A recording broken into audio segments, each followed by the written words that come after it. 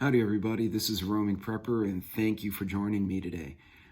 Today I want to share with you some lessons I'm learning or have learned in a water issue that we had locally in my little city out here in Texas. I'll go through all of those topics and kind of share with you some of the things I learned. Little stuff like this can really serve as an opportunity to get lessons learned, to update your preps, and to do practice runs basically, because it's an issue, but it's not a catastrophe. And being able to check these kind of one-dimensional problems can really help us. So I'll be right back and I'm going to share some knowledge with you.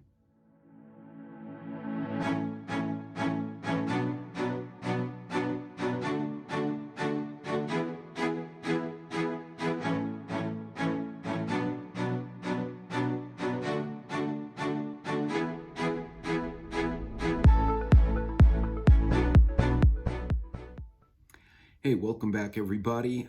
This is the Roaming Prepper channel. I'm your host Pete and thank you for joining me.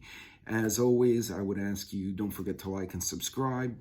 I normally will premiere a video like this, but if for some reason I can't, which does happen because of work, feel free to leave any comments or questions you have in the comments below the video.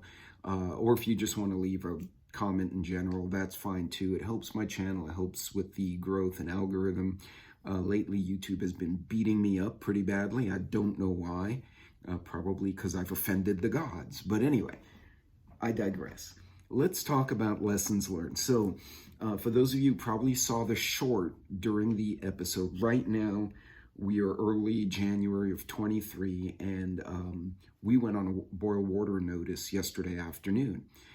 And having lived in hurricane country for years and years, almost 2 decades actually, I'm well aware of the need to have water supplies, but it kind of refreshed my memory on little tricks that I haven't used in a long time, and I thought of a few new ones just creatively as I went. So I wanted to share some of those with you. So I'm going to give you the scenario. This is the facts of the situation. So as you can tell, obviously, by the light behind me up here somewhere, we didn't lose power. We didn't lose internet. We didn't lose phone. We didn't lose gas. This was purely a one-dimensional incident. It was water. The reason we knew the water went out is because the water turned off in the house. And of course, you know, Sassy, being a comedian, was like, "Did you not pay the water bill?" I'm like, well, even if I didn't, they normally send you notices before they shut the water off. And you know, we laughed about that, but yeah, we realized, okay, something's not right. The water just stopped. So now I'm immediately suspicious, and I'm thinking water main failed or construction screwed up. I assumed something had happened. Since we still had lights, the power hadn't gone out. I wasn't thinking power outage at the water plant. So the scenario, no water, everything else is pretty much running normally.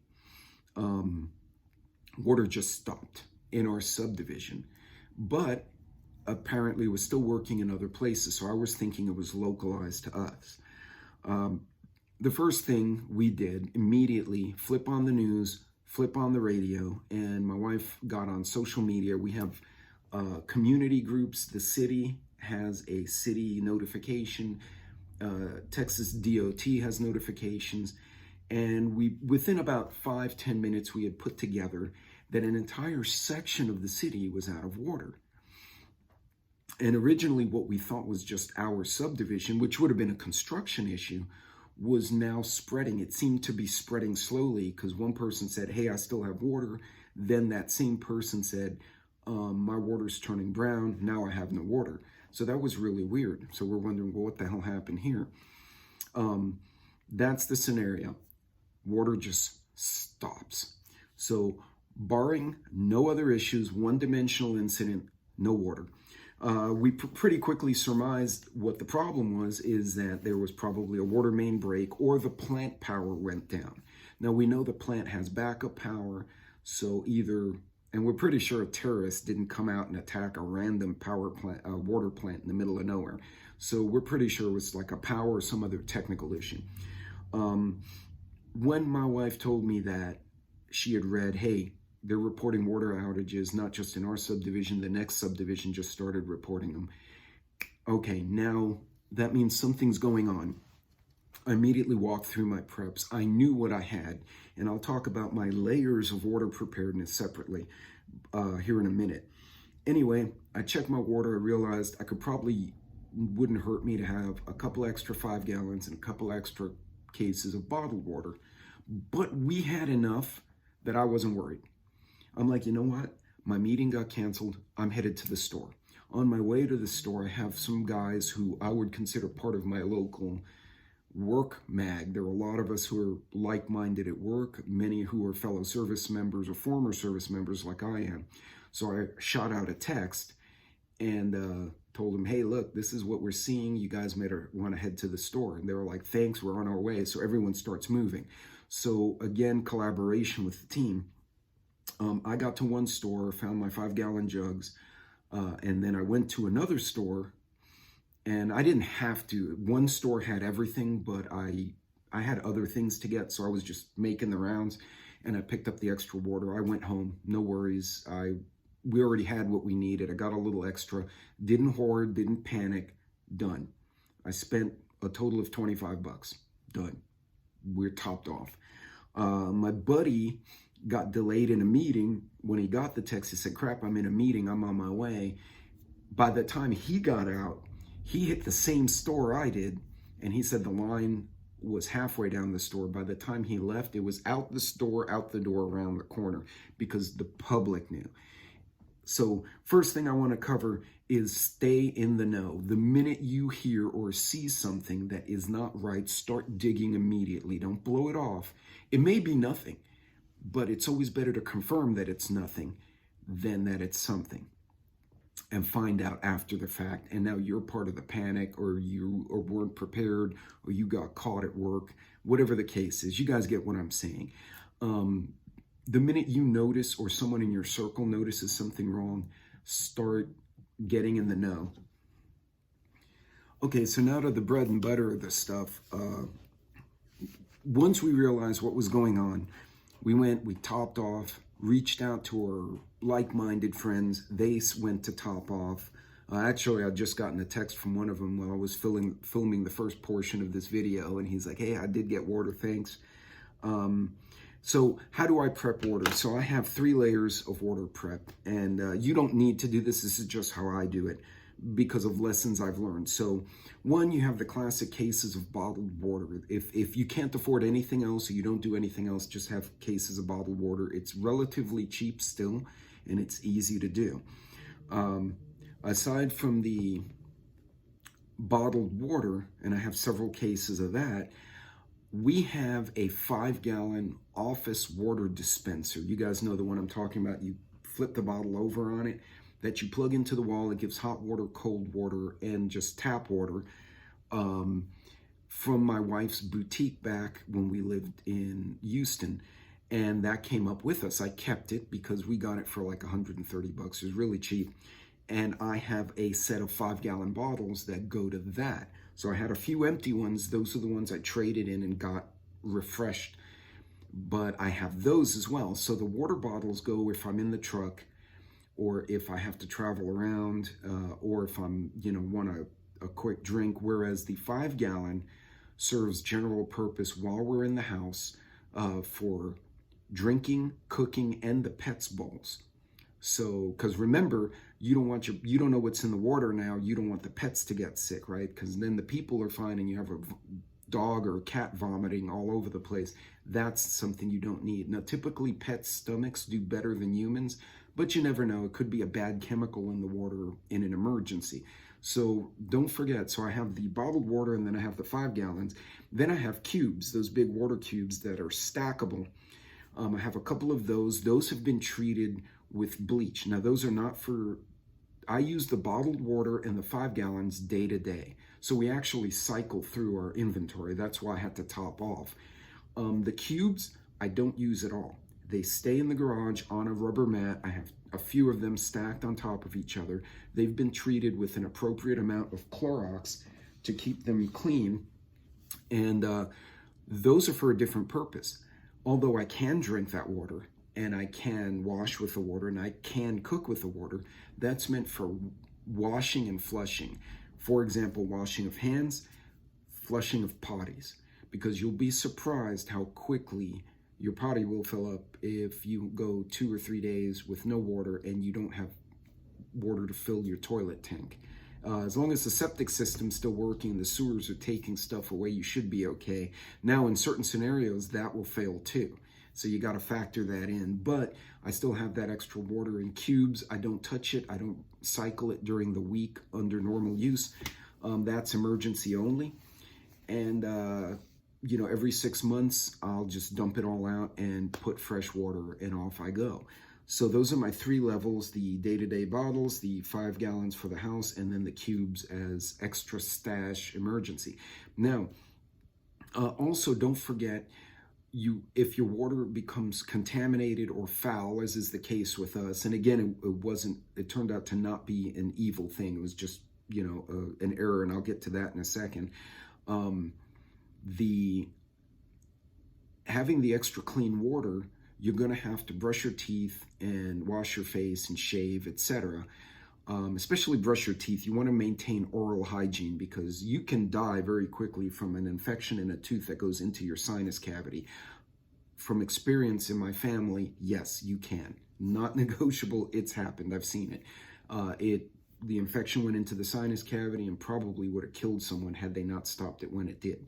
So you want to maintain oral hygiene, but you can't use the water. So you want to either have a bottle of water by the bathroom sink, or what we did, we used the 5-gallon water dispenser to fill a pitcher, like a Kool-Aid pitcher, with water, and 2 plastic cups. We left those in the bathroom. So when we have to conduct hygiene, we just fill a cup with some water, wash our brush in there. That's used to brush our teeth, to rinse, to wash our face. And it also, because it's in a red cup, a big red Solo cup, it kind of limits our use, because I have 1 cup for my hygiene for the morning. So layers of water is a good idea if you can do it. Now, if you're on well water, it may be different, especially if you have a solar backup to your regular electrical power. But again, it doesn't hurt to have redundancy, right?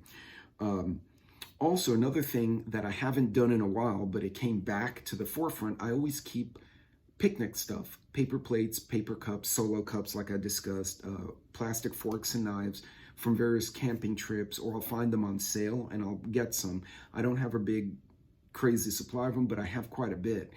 And that comes in handy because I can't use the dishwasher, because my dishes, I don't want to wash them with water that may either have weird chemical mixes or contamination or particles and fuck up my machine, or contaminate my dishes.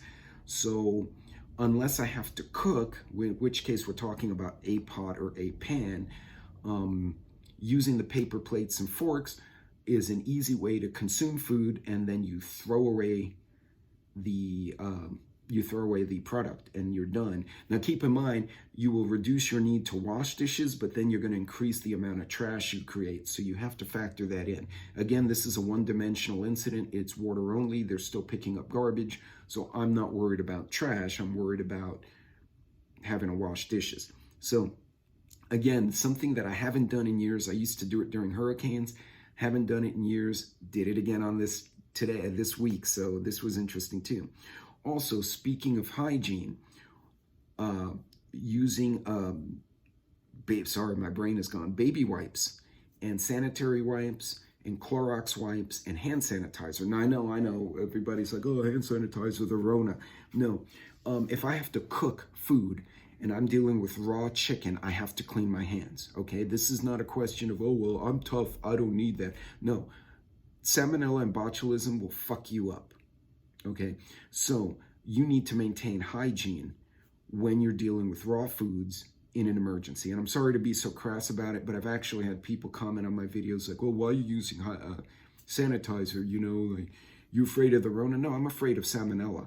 I have watched that shit put people in hospitals. very quickly. It's not like, oh, I got the flu and I'm sick for 2 weeks. It's like 12 hours later, you're in an ICU. You don't play with food poisoning in an emergency, especially if you have no water, because you start vomiting and diarrhea. How are you going to rehydrate? Now you're over consuming your water because you failed to maintain hygiene. You kind of see how that works together? So maintain hygiene to prevent illness so you don't overconsume the preps you have. Okay, that's pretty straightforward. I'm sure all of you guys get it. I know I'm preaching to the choir. You guys and girls get what I'm saying, but you always get someone who jumps in the chat and annoys the shit out of me. Anyway, maintaining hygiene is important. Now, obviously, they recommend not showering. Or they say you can shower, but don't get any in your mouth. Well, if I'm in a shower, it's going to go in my mouth, my nose, my eyes, right? So for the time being, they recommend don't shower if you don't have to. So we have baby wipes, unscented, because I don't want to smell like Pamper. That's a gross smell. Also have Clorox wipes for the countertops to remove raw chicken juice, to remove other protein from the counter so I'm not contaminating food, which again will put you in the hospital. And also just general hand sanitizer. So I'm touching food or I touch the dogs and I'm like, crap, I pick the dog up and put her in her kennel, but now I have to handle food. I can get a squeeze of the sanitizer, wipe down with paper towels, and off I go, and I'm done. So make sure you have amenities like hand sanitizer, Clorox wipes, and that was I just saying, and baby wipes to clean your private areas, to wash your hands, wash your face, and clean food prep surfaces to prevent salmonella, botulism, food poisoning, and all that other fun stuff. Lastly, and this is something I completely forgot because it's been so long, shame on me, and I wound up doing it a few hours later, your water system. So we have an RO system because the water is very hard out here, and we have a water softener. I completely forgot about those two. So what I wound up doing is I disconnected or I shut the valves off to the RO system, and then we put a sticky on it, said don't use this, because my wife and I were both forgetting and we kept turning it on and we're like, I can't drink from that. So turn off and isolate your RO system and your filters so they don't get contaminated. I also bypass the water softener. Now the whole house filter, I have a whole house filter. I left that there because that one's very easy to fix. I'm gonna let that take the big particles out of the water coming into the house. So we can still flush, we can still go to the potty, which again, hygiene. Once the water's back on, we're gonna run everything, run the sinks, run the machines empty, everything, get all the water, if it's funky, through the system and down the drain. After which I'm gonna pop off that filter. I have 4 or 5 backups. I keep about 6 to 8 months actually of water filters. Pop it off, remove the filter, wash it out, put a fresh filter, put it in and flush it again, and we should be good to go. But yes, don't forget to bypass your water softener, your RO system, or any other water things in your house. And also don't use the washing machine or the dishwasher because you may introduce contamination to the machine until the water is given an all clear, in which case you can turn it on again. So guys, these are things I didn't learn, I remembered from different little incidents that have happened over the years where we had water, but we had no power, or we had water and no trash, and or we had no water and no lights, but and we couldn't wash, so we needed hand sanitizer and baby wipes. It was different incidents. Every hurricane and storm and flood we went through was slightly different, but the stuff you need is pretty much the same across the board. So I hope this one helps, guys. Ladies and gentlemen, there's a lot of little things you can learn when you have, especially what I call a one-dimensional incident. This was a one-dimensional incident. Water went away. That was it. Everything else was working normally. So I've learned or got refreshed really on a bunch of lessons I knew from before, but I'd forgotten about, that I re-implemented all at the same time, which was pretty cool. It was a good way to test my preps, make sure I had the right things in the house, make sure I had enough of the right things in the house, and if I was missing anything, I now know to make a note of it, and I'll backfill that at a later time. But remember, the most important thing was to stay in the know. Understand, don't be paranoid, but we're on Facebook groups, city announcements. The city and the state put texts out. As a matter of fact, I sent a text to my safety guy and said, hey, the water's out in our city. He hadn't heard yet, and he hears everything. He's worse than me. And he texted me back and goes, bro, this is great. Thanks for letting me know. Within 10 minutes, the email blast went out to all the employees. So leverage your company. If you got a good company, a good set of people, or your mag or your circle, communicate to each other. If one of you hears something's going wrong, communicate. I probably saved my buddy 2 hours in a line by texting them in advance so they can haul ass to the store as quickly as they could and save them a little bit of grief and heartache. So in any case, guys, that's it for this one. I hope this was helpful. And look, this is really pragmatic stuff. Paper plates, paper cups, bottled water, filling up the cubes. The cubes are a bit expensive now, but tap water and Clorox, for the most part, are not that expensive. Do those preps in advance, because these water preps and hygiene preps would also apply to a grid down, to an EMP, to a riot, to a lockdown, to, I don't know, invasion by aliens. These basic preps can apply to so many other things. So guys, keep those kind of things in mind. Stay on budget, stay calm, stay in the know. God bless, Godspeed, and I will see you on the next video. Thanks for joining me today. I hope this was helpful.